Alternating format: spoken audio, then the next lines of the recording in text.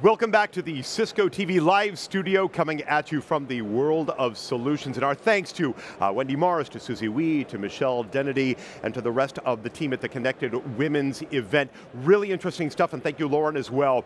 You know, one of the things that we always talk about here at Cisco is that we do nothing alone. The entire theme, for example, of the meeting that we are at here today, you are IT, and that really is true. This meeting is not about Cisco, it's not even about our partners, it is about you. You are the ones who are driving innovation, you are the ones who are creating the technologies of tomorrow, and we rely so heavily on all of you and on the partners that do help us create in order to respond to demands in the industry. One of those great partners is NetScout and Arbor Networks, and I've got James Cater here hanging out in the studio with me. Hi Steve, how are you? Welcome, I'm so glad that you had time to join us today. Thank you very much. All right, so James is VP and GM for EMEA with NetScout, with Arbor Networks. We're going to talk for the next few minutes about DDoS, Distributed Denial of Service. We're going to talk about the protection there involving the DDoS threat and what's unique about it. So DDoS attacks, they've really evolved in so many complex ways. We've got the emergence of IoT botnets. That's driving new innovations for attackers. We have got availability issues, right? So availability is the foundation of modern business.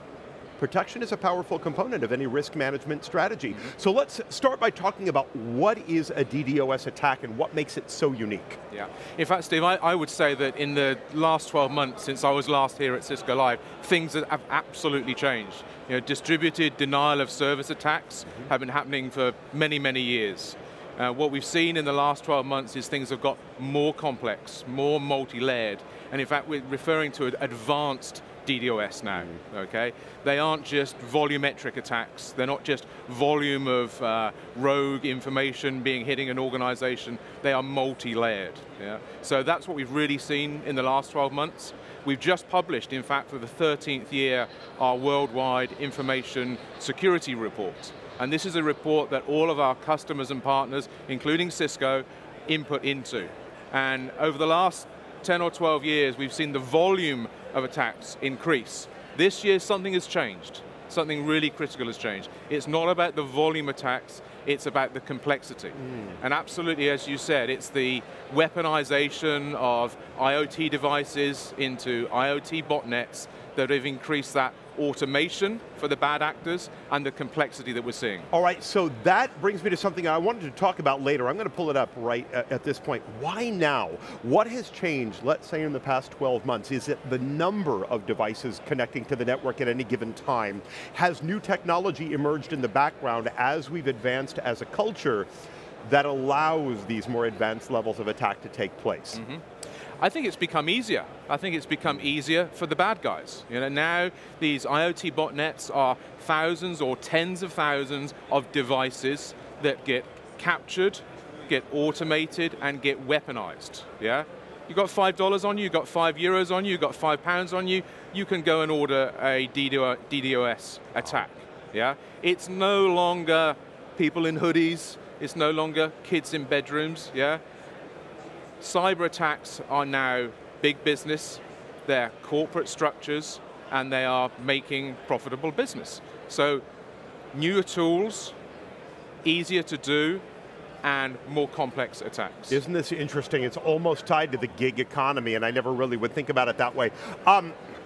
In terms of the commonality, you just sort of touched on that idea, why they are becoming easier to do, but what's driving the innovation within the DDoS threat landscape? Why and how are these people so creative at this point? Yeah, you know, at the end of the day, an organization defending itself or a group attacking, it's a competition, it's a war, yeah? So just like any arms race, the attacker advances on the attacked advances on the attacker. It is an arms race in cyberspace, yeah? This is like the old days of Black Hat, where they used to compete with one another. We're in a new paradigm now, aren't we? Yeah, yeah. Well, in fact, within Arbor Networks, we actually run war games with our customers and partners. And they come along, they understand how to use our tools to protect themselves, and then they compete against each other, yeah? And you know, it's a bit of fun, but it's the real world, yeah?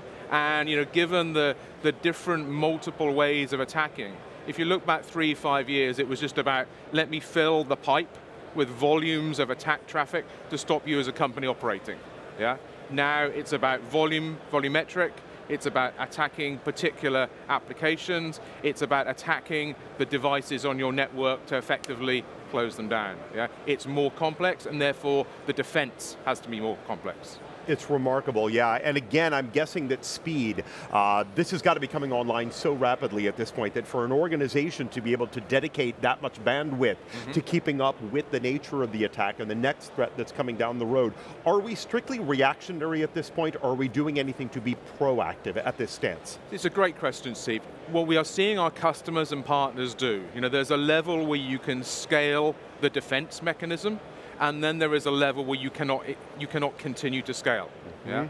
So what a lot of our customers and partners tell us the best thing to do is to have a protection mechanism within their organization, and then where they see peaks of attacks, then to offload that either to their service provider or offload it to an organization like Arbor Networks. So effectively trigger or pass that bad traffic into a cloud-based scenario, and that's where the multi-level or multi-layer best practice defense is. Absolutely. Let's talk just a little bit about the key differentiators for NetScout, for Arbor Networks. What are you bringing to the table that is unique at this point? Yeah, well, it's interesting here with Cisco Live because when we built the company 15 years ago, it was built through a partnership with Cisco. And it's been fascinating to see Cisco Live grow and expand over those years. Thanks to you being a part of it. Well, it's all about working together. Yeah. What we have seen is the complexity has increased, the volume of attacks has increased. So how we differentiate is what Arbor Networks is all about is how we look at the internet. So one of our unique differentiators you asked for is that we view about 30% of all the internet traffic on this planet. And we view that and we take data out, we create intelligence, and we put that into our software, okay? That's a big differentiator, yeah? We've been doing that for 15 years, so 30% of the internet traffic for the last 15 years fed into our products. Those products can either run on-premise, off-premise, through our partners, and on many different devices, yeah? So the differentiator really is the ultimate choice. Leverage 15 years of intelligence, leverage 30% of the internet traffic every day, and deploy the software and the capabilities that Arbor is very proud of anywhere in your organization. It's really exciting. All right, last bit that I want to say, people are going to stop by, they're going to visit you at NetScout Arbor. What is step one? Step one, come by and say hello. Come by and say hello. We've got some champagne carver. I shouldn't say champagne, we've got some carver tasting, I think, this evening, yeah? Some great tapas. Come by and say hello, we've got some great people here. Come by and start a conversation. That's really fantastic. James, such a pleasure. Really, really glad to have you here with me in the studio today.